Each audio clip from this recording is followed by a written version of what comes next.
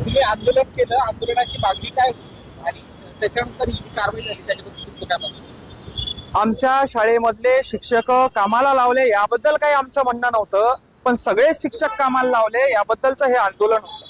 बरं, असंही नाही की तहसीलदारांना सांगितलं नाही, असंही नाही तहसीलदारांना सांगितलं नाही, असंही नाही शिक्षण अधिकाऱ्यांना सांगितलं नाही, पण तुम्ही सगळेच जर का बहिरे होऊन बसला असाल तर आवाज आमचा कुठतरी आम्हाला वाढवावा लागेल. आणि तुम्हाला एकच सांगायचंय, सगळेजण अन्याय सहन करणार नाही, कुणाला तरी समोर यावं लागेल, कुणाला तरी आवाज उचलावा लागेल, या सिस्टमच्या विरोधात आवाज उचलावा लागेल. आज जन्माच्या प्रमाणपत्रापासून तर मृत्यूच्या प्रमाणपत्रापर्यंत भ्रष्टाचार बोकाळलाय.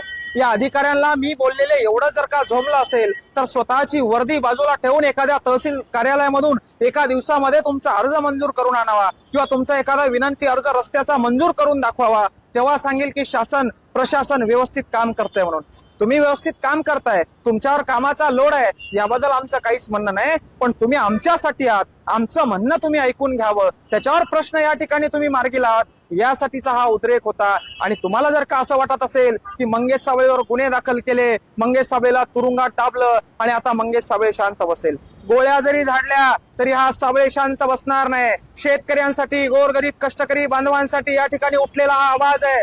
माझ्या वावरातून समृद्धी महामार्ग जाणार आहे आणि 100-150 एकर जमीन मला घ्यायची आहे म्हणून राजकीय पुढाऱ्यासारखा आवाज हा नव्हता. किंवा मला एखादं टेंडर पाहिजे, एखाद्या संरक्षण भिंतीचं, एखाद्या रस्त्याचं टेंडर पाहिजे म्हणून हा आवाज नव्हता. माझ्या लेकरांच्या शिक्षणाच्या भविष्यासाठी हा आवाज होता. आणि तुम्ही आम्हाला फुकटची रेवडी देऊ नका, तुम्ही आम्हाला फुकटचं ज्ञान वाटू नका, पण आमच्या लेकरांना व्यवस्थित शिक्षण सिस्टम द्या, शिक्षणचा बोजवारा वाजवू नका. त्यासाठी उठलेला हा आवाज होता, त्यासाठी उठलेला हा उद्रेक होता, एवढंच या ठिकाणी सांगेल.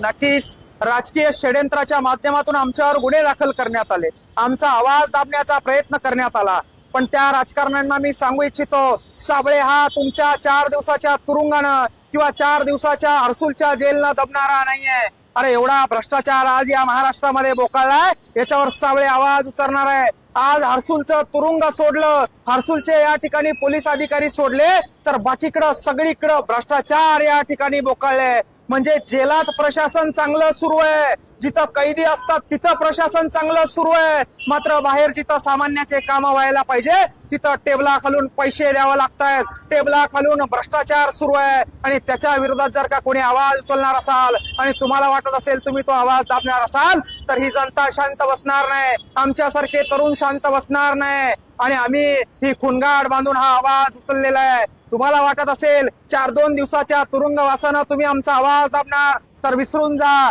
शेवटच्या श्वासापर्यंत या मातीसाठी हा मंगेश साबळे लढत राहणार आहे, लक्षात असू द्या.